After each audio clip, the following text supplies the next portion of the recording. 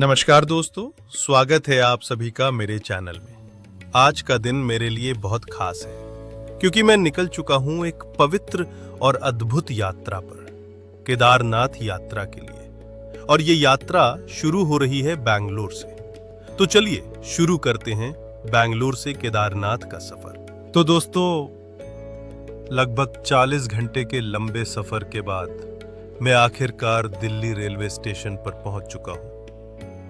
यात्रा थोड़ी थकाने वाली जरूर रही, लेकिन दिल में जो उत्साह है वो थकान को भी पीछे छोड़ देता है। तो दोस्तों, जैसे ही मैं दिल्ली रेलवे स्टेशन पे उतरा, सबसे पहले मैं पहुंच गया कश्मीरी गेट बस स्टैंड। यहां से हर समय उत्तराखंड के लिए बसें मिल जाती हैं। तो अब मैं बैठ चुका हूं हरिद्वार जाने वाली बस में। सफर करीब 5 से 6 घंटे का रहेगा और अगर ट्रैफिक ना हो तो सुबह सुबह हरिद्वार की पवित्र भूमि पर होंगे। तो दोस्तों, हरिद्वार में गंगा मैया के दर्शन और आशीर्वाद लेने के बाद मैंने एक शेयरिंग टैक्सी प्राइवेट गाड़ी बस ली है जो हमें सीधे सोनप्रयाग तक ले जाएगी। अब मैं निकल चुका हूं केदारनाथ धाम की ओर और अगला पड़ाव है सोनप्रयाग, जहां से पैदल यात्रा की शुरुआत होती है। तो चलिए शुरू करते हैं आज का पहाड़ी सफर। हरिद्वार से सोनप्रयाग की दूरी करीब 225 से 230 किलोमीटर है। यह सफर आपको पहाड़ों, घाटियों और नदियों के बीच से होकर ले जाता है। रास्ते में कई प्रसिद्ध जगहें आती हैं। ऋषिकेश, देवप्रयाग जहां भागीरथी और अलकनंदा मिलकर गंगा बनती है, श्रीनगर, रुद्रप्रयाग, अगस्त्य मुनि, गुप्त काशी, हर एक जगह का अपना धार्मिक और प्राकृतिक महत्व है। यह रास्ता जितना सुंदर है उतना ही रोमांचक भी। कहीं संकरे मोड़ हैं, कहीं तेज ढलान और कहीं कहीं पर तो ऐसा लगता है मानो रास्ता बादलों के बीच से निकल रहा हो। लेकिन प्रकृति के बीच यह सफर हर थकावट को भुला देता है। मैं इस समय पहुंचा हूं गुप्त काशी। यहां लोग एक रात रुकते भी हैं, लेकिन मैं आगे बढ़ रहा हूं। यहाँ का मौसम बहुत सुहावना है। ठंडी हवा, नीला आसमान और पहाड़ों की गोद में बसे मंदिर। काफी लंबा सफर तय करने के बाद मैं अब पहुंच चुका हूं सोनप्रयाग। यहां से आगे की यात्रा सिर्फ पैदल, डोली, खच्चर या हेलीकॉप्टर से होती है। यहां आपको बहुत सारे होटल, धर्मशालाएं और टेंट स्टे भी मिल जाएंगे। नमस्कार दोस्तों, कल की लंबी यात्रा के बाद रात में हम सोनप्रयाग में रुके थे।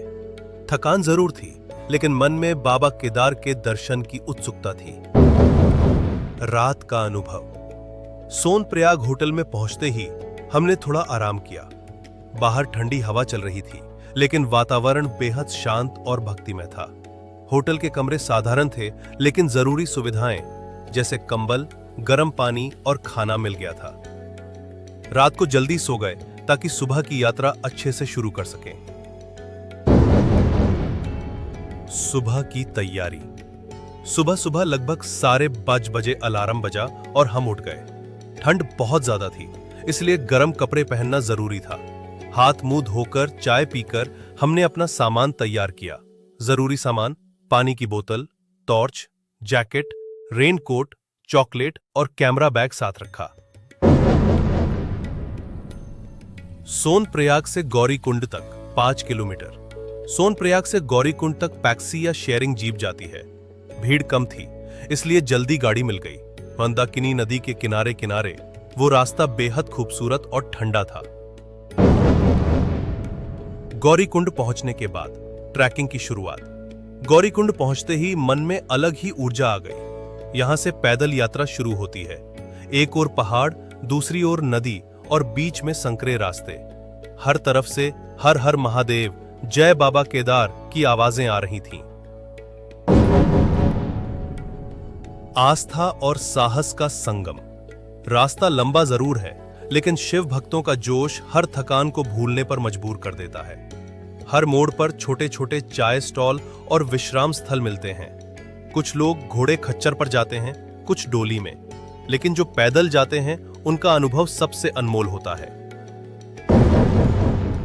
उत्साह से भरी शुरुआत। इस तरह सुबह सुबह सोनप्रयाग से गौरीकुंड और फिर केदारनाथ की ओर यात्रा शुरू हो जाती है। हर कदम के साथ शिव भक्ति और प्रकृति की दिव्यता का अनुभव होता है। गौरीकुंड से जंगल चट्टी लगभग 4 किलोमीटर अब हमारी ट्रैकिंग शुरू होती है। रास्ता पहाड़ी, पत्थरीला लेकिन बेहद खूबसूरत होता है। हर मोड़ पर पहाड़ों की सुंदरता और मंदाकिनी नदी की आवाज सुनाई देती है।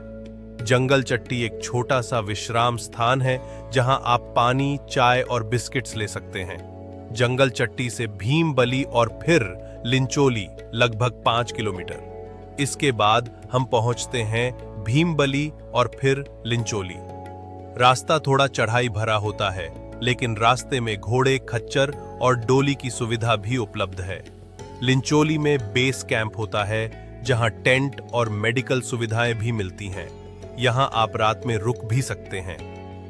लिंचोली से केदारनाथ बेस कैंप और फिर मंदिर लगभग 6 किलोमीटर। अब यात्रा का अंतिम और सबसे सुंदर हिस्सा आता है। लिंचोली से आगे बर्फीले रास्ते, ऊंचाई और अद्भुत दृश्य मिलते हैं।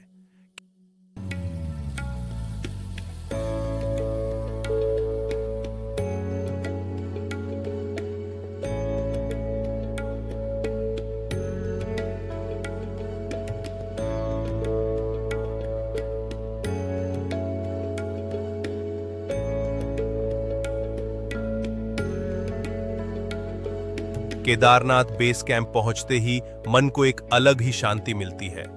अंत में जब हम पहुंचते हैं भगवान केदारनाथ मंदिर, तो सारी थकान, दर्द और कठिनाई एक पल में खत्म हो जाती है। 11,000 सालों 55 फीट की ऊंचाई पर बसा हुआ ये मंदिर हजारों साल पुराना है। यहां आकर ऐसा लगता है जैसे भगवान शिव स्वयं हमारे सामने हैं। अगर आप भी जीवन में कभी आत्मिक शांति, शक्ति और विश्वास पाना चाहते हैं तो एक बार केदारनाथ यात्रा जरूर करें। मैं पहुंच चुका हूं भगवान शिव के धाम केदारनाथ मंदिर के सामने।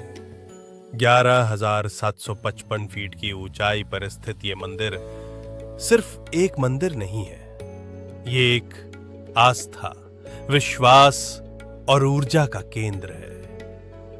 और हाँ दोस्तों, अगर आप केदारनाथ आ रहे हो ना, तो एक बात कभी मत भूलना, यहाँ की गर्मा गर्म जलेबी जरूर खाना। ठंडी ठंडी हवा और गर्म जलेबी का कॉम्बिनेशन, भाई साहब क्या स्वाद आता है। तो मिलते हैं अगले व्लॉग में।